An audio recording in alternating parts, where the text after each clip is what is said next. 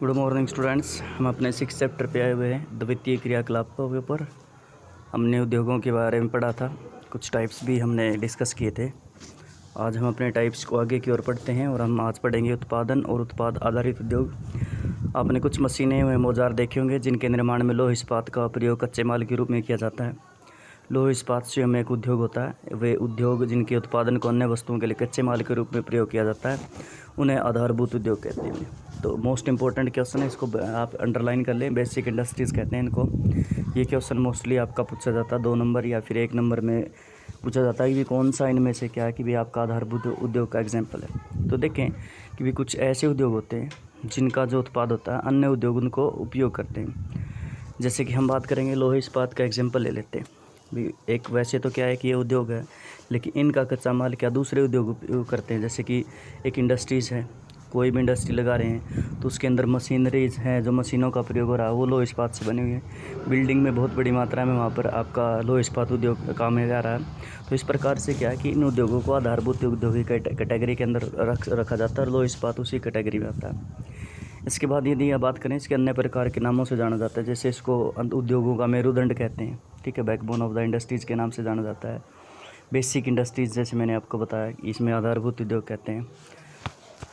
और तो ये एग्जाम्पल है, मतलब क्या इनके 2 अन्य प्रकार के नाम हैं, इनको अलग नाम से भी जाना जा सकता है। तो क्या आप इस कड़ी में पहचान कर सकते हैं, जैसे लोहे अयस्क होता है तो वस्त्र उद्योग के लिए मशीनें जो बनाई जा रही हैं लोहे इस्पात से बनी हुई हैं, और जो इन मशीनों के माध्यम से क्या उपभोक्ताओं के लिए कपड़ा तैयार किया जा रहा है। तो यहाँ पर क्या बताया गया कि किस प्रकार से आपका लोह इस्पात उपयोग हो रहा। भाई उपभोक्ता वस्तु उद्योग के ऐसे सामान का उत्पादन करते हैं जो प्रत्यक्ष रूप से उपभोक्ताओं द्वारा उपभोग कर लिए जाते हैं। दूसरा, हम यदि बात करें तो टाइप्स की, तो इसमें उपभोक्ता उद्योग कहते हैं। इसका मतलब क्या कि जिनका उपयोग चाहे हमारे उपभोक्ता होते हैं, हम सीधे तौर पर उनका उत्पादन करते हैं। जैसे कि भी हमारे लिए तोए पर रोटी, ब्रेड, बिस्कुट, चाय, साबुन, लिखने के कागज़, टेलीविज़न और श्रृंगार सामान इत्यादि का उत्पादन करने वाले उद्योगों को उपभोक्ता माल बनाने वाले अथवा गैर आधारभूत उद्योग भी कहा जाता है। ठीक है, तो इसमें क्या कि भी जिन उत्पादों का हम जो क्या उत्पाद होते हैं हमारे, वो सीधे तौर पर उपभोक्ताओं उनका उपयोग करते हैं, तो उन्हें उपभोक्ता आधारित उद्योग कहते हैं। ये क्या है, एक इनको क्या है कि आप कह सकते हैं कि भी इन उद्योगों को कैटेगरी के अंदर रखा जाता है कि भी जिसका क्या करते हैं वो अन्य उद्योगों के रूप में कार्य आते हैं। यानी कि उपभोक्ता उन उद्योगों को उसमें क्या उपयोग नहीं करते हैं, उसका उपयोग कौन करते हैं, उद्योग खुद उत्पाद मतलब यूज करते हैं उसको भी। उसके बाद है एक और कैटेगरी होती है, लास्ट है सबसे, सार्वजनिक स्वामित्व के आधार पर। देखो स्वामित्व की जब बात करते हैं ना, जैसे इसको कहते हैं ओवन, ओनरशिप के बेस के ऊपर होता है। ओवन मैंने होता अपना, तो अपना मतलब क्या, किसका, जिसका होगा ये उसी को हम उद्योग की कैटेगरी के अंदर रख सकते हैं भाई। जैसे कि सबसे पहले इन्होंने बात की सार्वजनिक क्षेत्र के उद्योग, कि वे उद्योग जो सरकार के अधीन होते हैं। भारत में बहुत से उद्योग सार्वजनिक क्षेत्र के अधीन होते हैं। समाजवादी देशों में भी अनेक उद्योग सरकारी स्वामित्व वाले होते हैं। मिश्रित अर्थव्यवस्था में निजी एवं सार्वजनिक दोनों प्रकार के उद्यम पाए जाते हैं। देखो यहाँ पर एक सिंपल सी बात है, अब सार्वजनिक होता है सभी का, तो सभी तो किसके हो सकते हैं, जब सरकार का होगा तो जिसके ऊपर क्या है सरकार का स्वामित्व होता है तो उसको क्या कहा जाता है, सार्वजनिक उद्योग कैटेगरी के अंदर रखा जाता है। और भारत में भी इसी प्रकार से बहुत सारे उद्योग होंगे। जैसे कि सेल की बात कर लेते हैं, हमारे यहाँ पर steel authority of India limited है, जो हमारा क्या है कि वो सार्वजनिक क्षेत्र की कैटेगरी के अंदर आता है भाई। इसके अलावा क्या कि भी जो समाजवादी देश हैं उन देशों के अंदर भी क्या आपको ये हमारे सार्वजनिक क्षेत्र के उद्योग देखने को मिलेंगे। जो हमारी मिक्स्ड इकोनॉमी होती है वहाँ पर भी एक निजी होता है एक सार्वजनिक होता है, दोनों प्रकार के आपको देखने को मिल जाएंगे भाई। उसके बाद दूसरे नंबर कैटेगरी की बात करें तो निजी उद्योगों की बात आती है। निजी क्षेत्र के उद्योगों का स्वामित्व व्यक्तिगत निवेशकों के पास होता है। ये निजी संगठनों द्वारा संचालित होते हैं और पूंजीवादी देशों में अधिकतम उद्योग निजी क्षेत्र के अंदर होते हैं।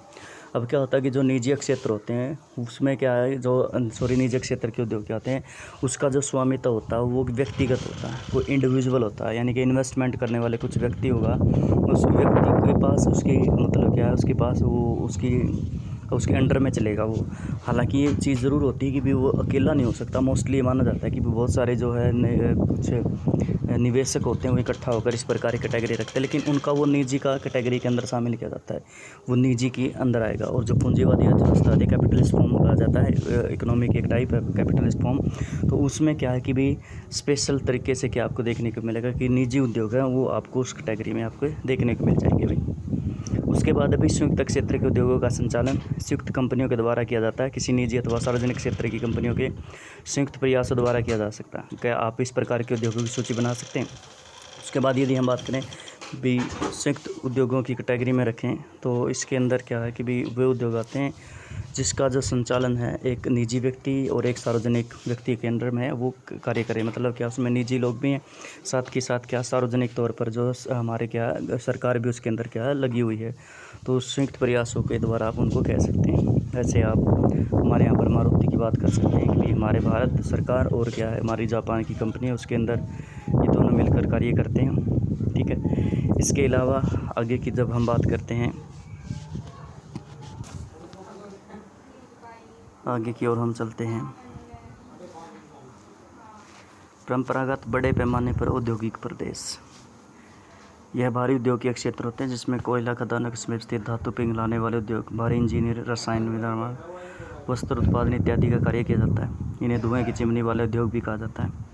परंपरागत उद्योग प्रदेशों में निम्न पहचान की जा सकती है। अब क्या है कि भाई क्या कि ये जो परंपरागत रूप से क्या बड़े पैमाने पर जो औद्योगिक प्रदेश होते हैं, यानी कि वो प्राचीन समय से क्या बहुत लंबे समय से क्या वहाँ पर लगाए गए हैं और बहुत बड़े स्तर पर वहाँ पर औद्योगिकरण हुआ और वहाँ पर क्या है कि एक विशेष स्थिति देखने को मिलेगी। वहाँ पर अनेकों प्रकार के उद्योग आपको वहाँ पर देखने को मिल जाएंगे। और सिंपल सी बात है, इन उद्योगों के अंदर एक सामान्य बात ये रहती है कि ये क्या है हैवी इंडस्ट्रीज़ होती हैं, भारी उद्योग होते हैं, जिसमें क्या कि हम बात कर सकते हैं कि कोयला खदानों के समीप होंगे, क्योंकि मैंने आपको बताया था कि ट्रांसपोर्टेशन के खर्च के लिए क्या है ये मोस्टली ये आपको खदानों के आसपास देखने को मिल जाएंगे। कोयले की आपूर्ति के लिए जैसे वहाँ पर धातु पिघलाने के उद्योगों की बात होगी। उसके बाद भारी इंजीनियरिंग का सामान का निर्माण होगा, रासायनिक निर्माण होगा, वस्त्र उत्पादन इत्यादि का कार्य वहाँ पर किया जाएगा।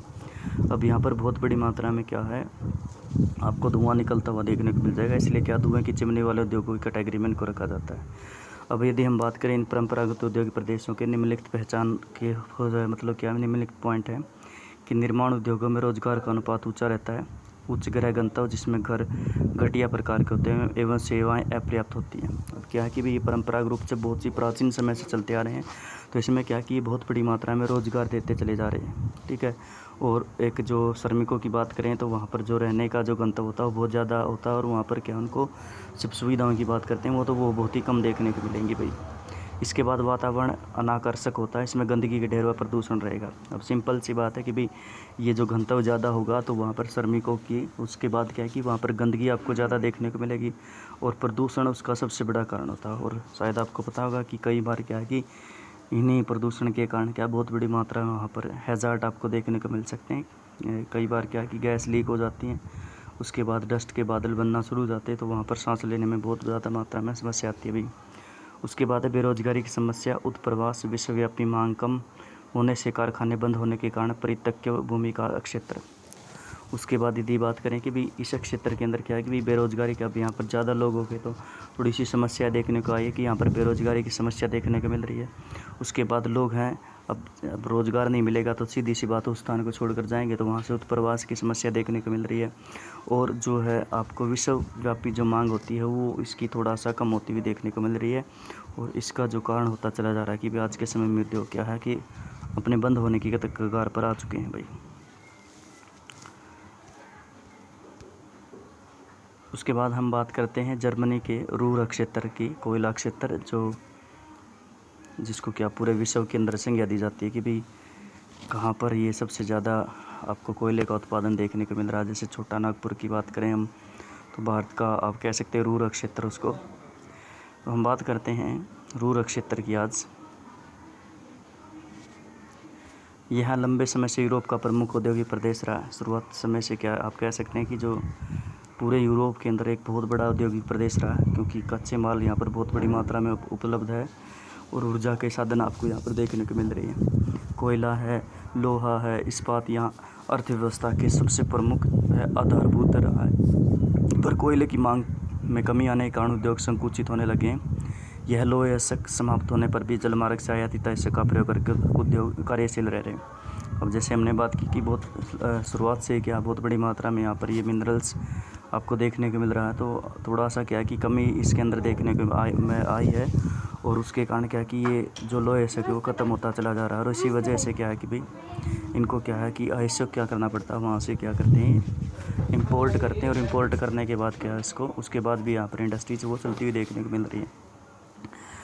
जर्मनी के इस्पात उद्योग का 80% रूर से प्राप्त होता है, यानी कि सारे की सारी जर्मनी की बात करें तो 80% जो है वो जो इस्पात की बात करें तो इसी क्षेत्र से होता है। औद्योगिक ढांचे में परिवर्तन के कारण कुछ क्षेत्रों के उत्पादन में गिरावट आई है एवं प्रदूषण एवं औद्योगिक अपशिष्ट की समस्या भी होने लगी है।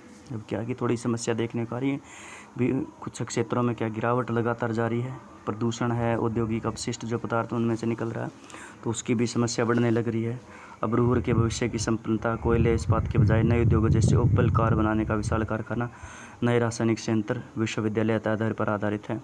यहाँ खरीदारी के बड़े बड़े बाजार बन गए हैं, जिससे एक नया रूर ये भूदृश्य विकसित होने लग गया।